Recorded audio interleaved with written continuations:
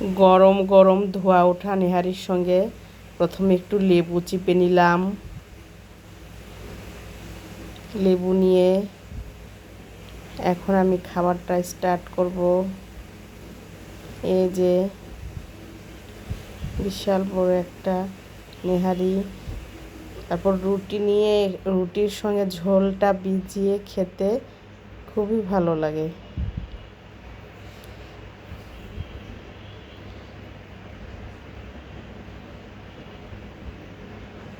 এই তো আমার নেহারি খাওয়া, সকালের খাবার।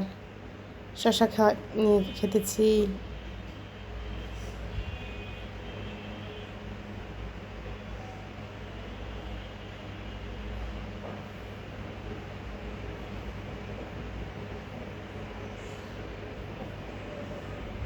নরম তুলতুলে, ধরলেই ভেঙে যায়।